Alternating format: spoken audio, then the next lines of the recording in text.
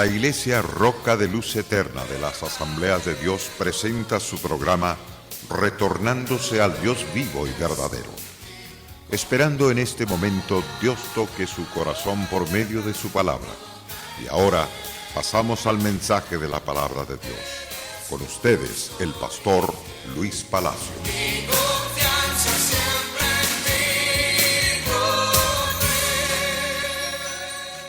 Las Santas Escrituras nos dice en el libro de Apocalipsis, en el capítulo 1, verso 9 en adelante.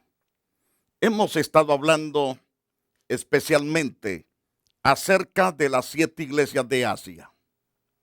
Quiero hablar acerca de la importancia de la presencia de Dios en la iglesia. Quiero que se quede conmigo a estudiar juntos, a que juntos estudiemos las verdades sobre lo que es la iglesia. El apóstol Juan, que ha estado totalmente sufriendo por la causa de Cristo en la isla de Pasmo, encontramos que él tiene una visión, y es la visión del Hijo del Hombre. En esta visión, Dios revela sus propósitos santos para toda la humanidad. Y revela también los propósitos grandes que Dios tiene para con su pueblo. En este caso, el Señor dirige un mensaje según o de acuerdo a la necesidad de cada congregación local, de las que existen en aquel entonces, o existían, mejor dicho, en aquel entonces, ahí en Asia Menor. Entonces Juan, una vez que recibe toda la revelación, se dirige entonces a estas 7 iglesias. Yo, Juan, vuestro hermano, copartícipe vuestro en la tribulación, en el reino y en la paciencia de Jesucristo. Estaba en la isla llamada Pasmo por causa de la palabra de Dios y del testimonio de Jesucristo.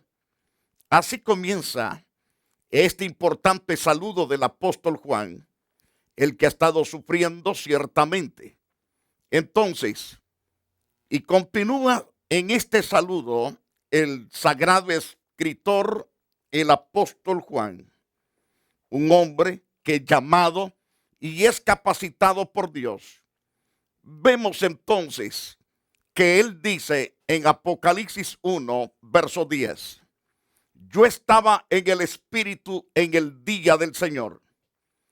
Oí detrás de mí una gran voz como de trompeta, que decía, yo soy el Alfa, la Omega, el principio y el fin.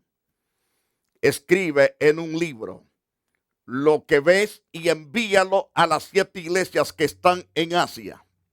A Éfeso, Esmirna, Pérgamo, Tiatira, Sardis, Filadelfia y Laodicea. Y el apóstol dice, me volví para ver la voz que hablaba conmigo y vuelto vi 7 candeleros de oro. Y quiero que usted preste atención al verso 13. Y en medio de los 7 candeleros, a uno semejante al Hijo del Hombre vestido de una ropa que llegaba hasta los pies, ceñido por el pecho con un cinto de oro. Su cabeza, sus cabellos eran blancos como blanca lana, como nieve, sus ojos como llama de fuego, sus pies semejante al bronce bruñido refulgente como en un horno, y su voz como el estruendo de muchas aguas. Tenía en su diestra 7 estrellas, que son los 7 pastores. De su boca salía una espada aguda de 2 filos, y su rostro era como el sol cuando resplandece en su fuerza. Y notamos en el verso 17 que nos dice claramente, el apóstol Juan nos dice que cuando él vio a nuestro Señor Jesucristo, cayó como muerto a sus pies. Y el Señor Jesús puso su mano derecha sobre él, diciéndole, no temas. Yo soy el primero y el último, el que vivo y estuve muerto, mas he aquí que vivo por los siglos de los siglos. Amén. Y tengo las llaves de la muerte y del Hades. Qué importante es que entendamos la importancia de la presencia de Dios en las 7 iglesias. Es decir, nuestro Dios ciertamente está tan interesado en cada congregación local. No importa cómo se llame. Lo importante es que pertenezca al Señor. Eso es lo más importante. Que Jesús haya pagado el precio por esa iglesia. Dios ha pagado el precio, ciertamente. Ha comprado la iglesia. La ha santificado. La ha purificado. Y la está purificando a través de la palabra. Pero quiero detenerme en la pregunta, ¿qué es la iglesia? La importancia de la iglesia difícilmente puede ser sobreestimada. Es la que Dios compró con la sangre de su propio Hijo Jesús.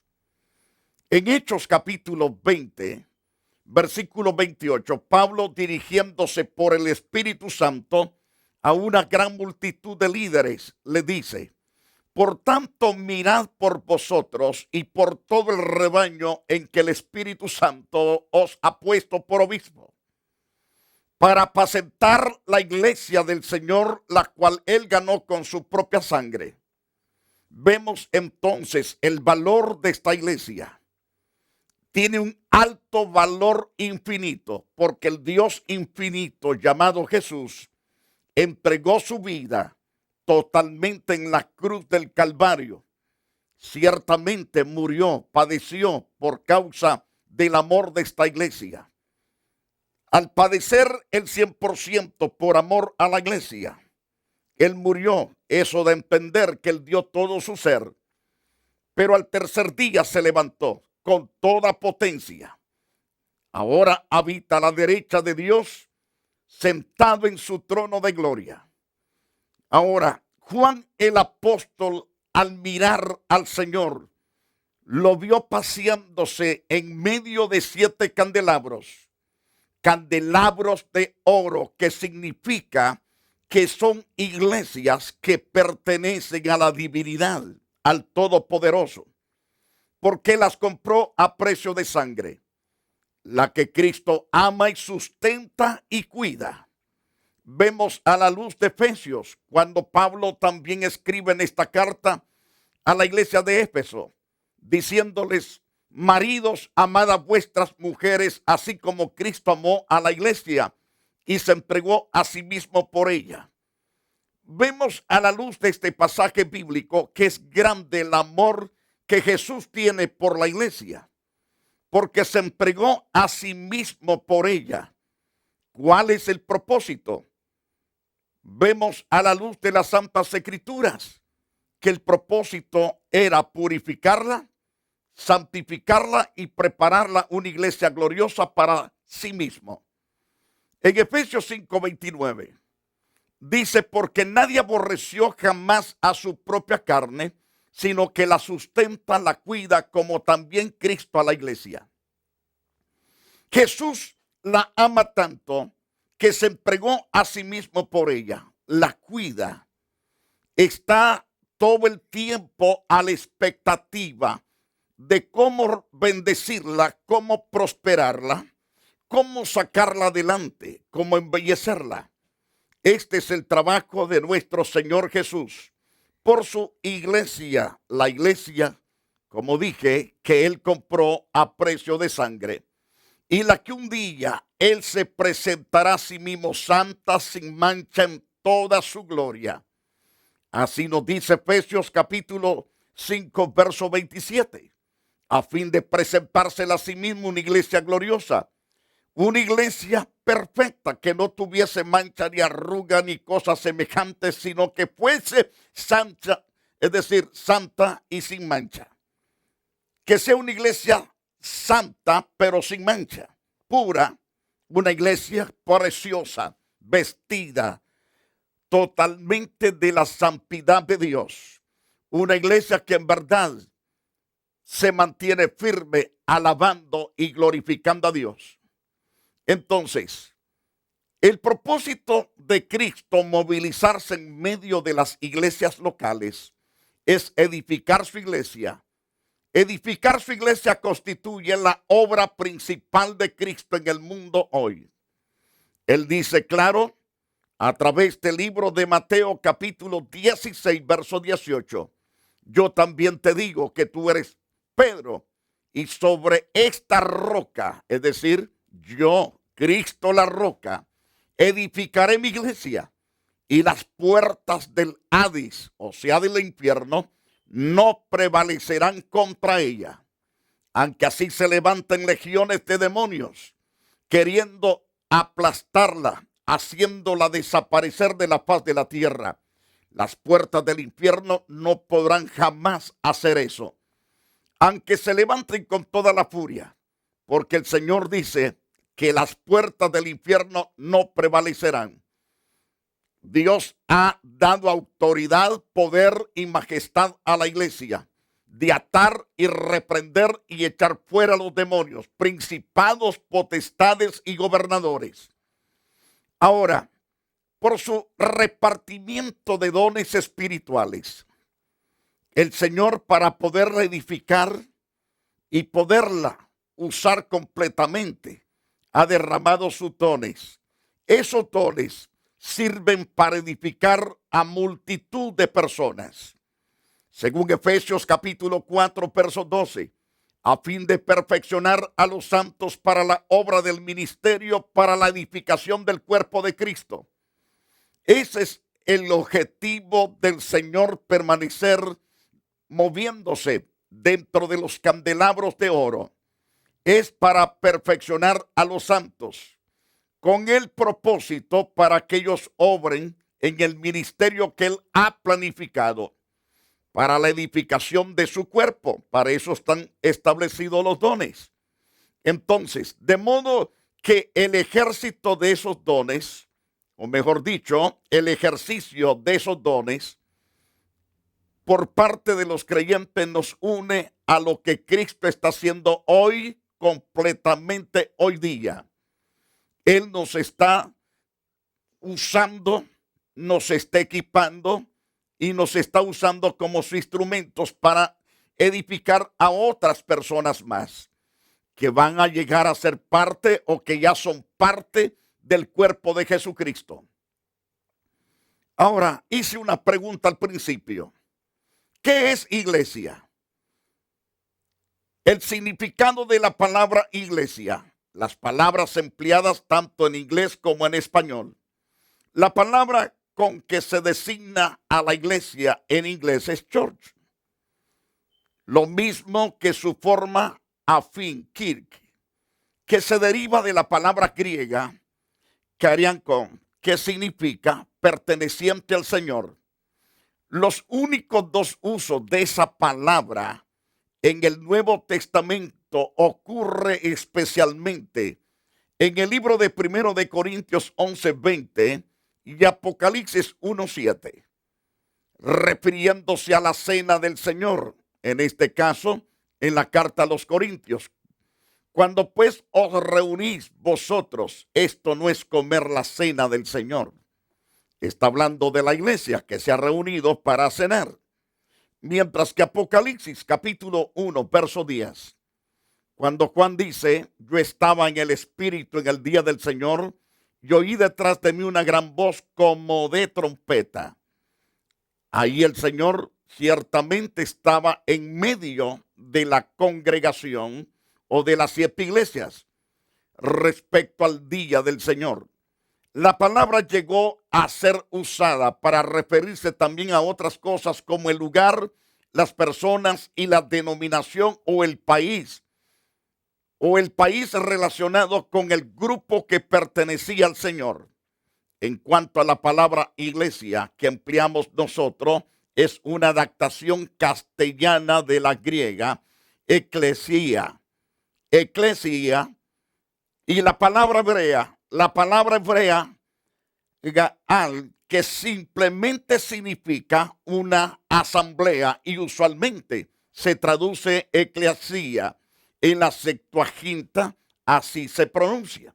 Sin embargo, no se refiere necesariamente a una asamblea religiosa.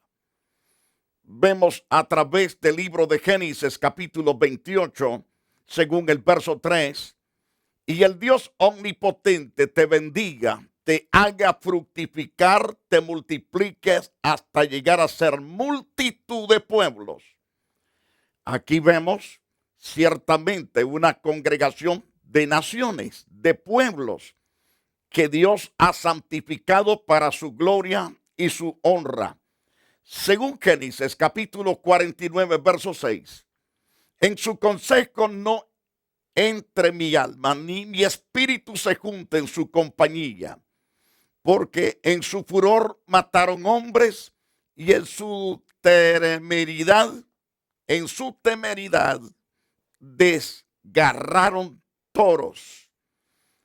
Aquí vemos que sinceramente este otro tipo de congregación es una congregación desarmada, una congregación que está causando desastres, pero en sí es una congregación, es una iglesia que está hablando de reunión de pueblos, pero estos pueblos son pueblos desarmados, pueblos que no tienen sentimiento, pero la iglesia del Señor tiene el Espíritu de Cristo, tiene la presencia de Dios, tiene al Espíritu de Dios morando en ella. Por eso la iglesia es compasiva, es amorosa, es también misericordiosa. Ama al prójimo como se ama a sí misma. Entonces, vemos entonces que esta iglesia que él compró a precio de sangre tiene un carácter diferente a la otra iglesia de pueblos perversos.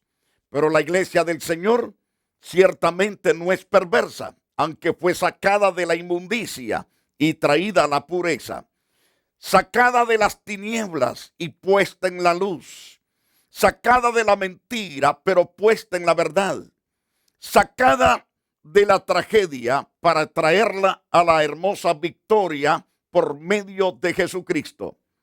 En el Salmo 26, verso 5 también dice: aborrecí la reunión de los malignos y con los impíos nunca me senté. Declara el salmista.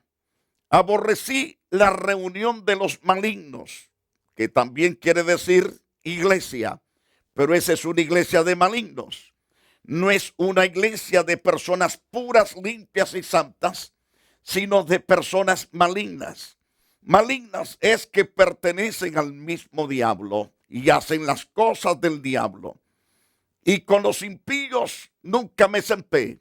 Impío es aquel que, conociendo la verdad, se ha apartado de la verdad para hacer cosas incorrectas. Entonces, ni aún a una congregación de seres humanos. Vemos en el Salmos 89, verso 5. En este salmo: celebrarán los cielos tus maravillas, oh Jehová, tu verdad también en la congregación de los santos. Esta es una congregación diferente. Esta es la congregación que pertenece a Dios. Y notemos: celebrarán los cielos tus maravillas. Está hablando de ángeles, arcángeles, querubines y de cientos de billones de ángeles que habitan en las alturas de los cielos, que celebran el 100% las grandezas de las maravillas de Dios. También la congregación de los santos, no de los santos de palo, no santos hechos imágenes, sino santos que estamos vivos, porque los santos que ya se marcharon ya están en la presencia de Dios, glorificando y exaltando a Dios. Pero los santos que estamos en la faz de la tierra, ¿por qué santos? La palabra santos quiere decir que pertenecemos exclusivamente a Dios y Dios pertenece exclusivamente a nosotros. Entonces, tanto los que están en los cielos como los que estamos en la tierra de los santos, nos dedicamos el 100% a glorificar, a exaltar a Dios por lo que Él es y por lo que Él hace.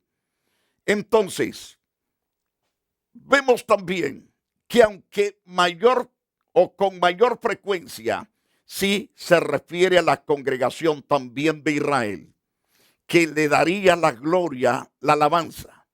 La palabra griega, o sea, la palabra griega eclesia, que significaba una asamblea y se usaba en sentido político, no religioso al principio. No se refería a las personas, sino a la reunión. En otras palabras, a las personas no se les consideraba una eclesia cuando no estaban formalmente reunidas. La palabra se usa en este mismo sentido secular 2 veces en el Nuevo Testamento. Por ejemplo, Hechos capítulo 19, en el verso 32. En este pasaje interesante, unos pues gritaban una cosa y otros otra, porque la concurrencia estaba confusa y los más no sabían por qué se habían reunido. Entonces vemos una reunión que no es cristiana, pero es una asamblea ciertamente política, una asamblea religiosa pero sin Dios. En el verso 41, y habiendo dicho esto, despidió la asamblea, que también quiere decir eclesia o eclesia en griego. Cuando se usa la misma palabra griega en el Nuevo Testamento, adquiere aspectos más ricos y amplios que en su sentido básico secular. Por ejemplo, las personas mismas, ya sea que estén reunidas o no, son la eclesia. No obstante, la palabra como se emplea en el Nuevo Testamento todavía retiene el significado básico de una asamblea y no quiere un supuesto significado teológico basado en la división de la palabra en 2 partes, llamar y de afuera, de un pueblo llamado hacia afuera. Si una persona realmente es convertida al Señor Jesucristo para ser su siervo, su sierva, entonces llega a pertenecer a la iglesia. Salió y entró a otra reunión. Salió de una donde estaba perdido y entró a otra donde están los salvados para integrarse con los salvados. Entonces, como dije, basado en la división de la palabra en 2 partes, llamar y de fuera, de un pueblo llamado hacia afuera. Si uno se basara en la etimología para traducir la palabra, entonces la traducción correcta sería llamados juntos o convocados juntos. No llamados de afuera o separados. Sería la palabra correcta. Separados del pecado para vivir hoy en santidad. Segundo, los usos de la palabra en el Nuevo Testamento.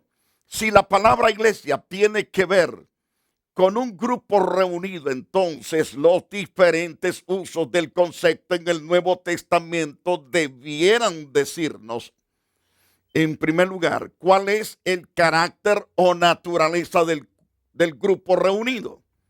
Segundo, cuál es el propósito y las razones para que esta asamblea particular se congregue.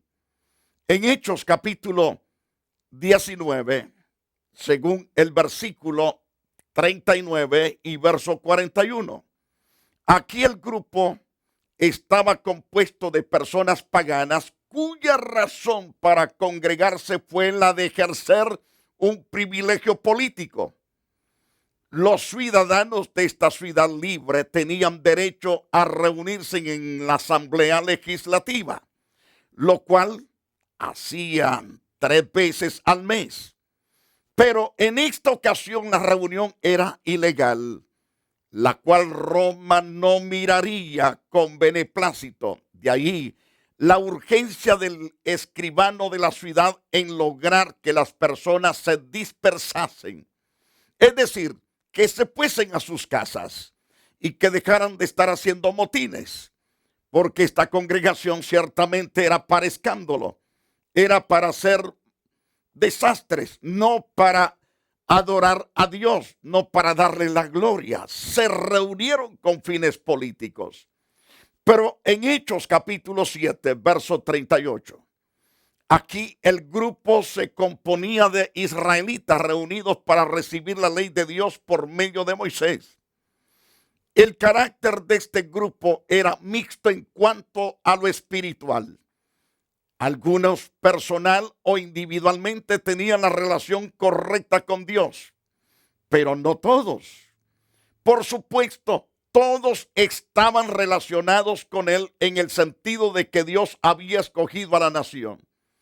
Pero esto de por sí no garantizaba la salvación espiritual de cada persona. Esta vocación nacional fue la razón para la reunión al pie del monte del Sinaí. Cuando leemos Efesios capítulo 1, verso 22 al verso 23, aquí la asamblea es la iglesia, la cual es el cuerpo de Cristo, el cual compró y lavó con su poderosa sangre. El carácter de este grupo es 100% regenerado y la razón de su existencia es el ministerio bautismal del Espíritu Santo que coloca en este cuerpo de Cristo a los que creen. Eso lo vemos claramente a la luz de las Santas Escrituras.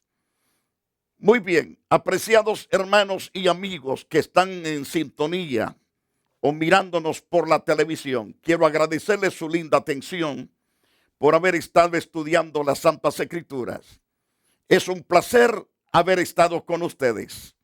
Deseo que usted siga estudiando la palabra, no para contiendar, no para pelear, no para poner por el piso a otros, sino para su propia restauración y que usted sirva de restaurador para otros también. Que Dios lo guarde y que Dios le bendiga.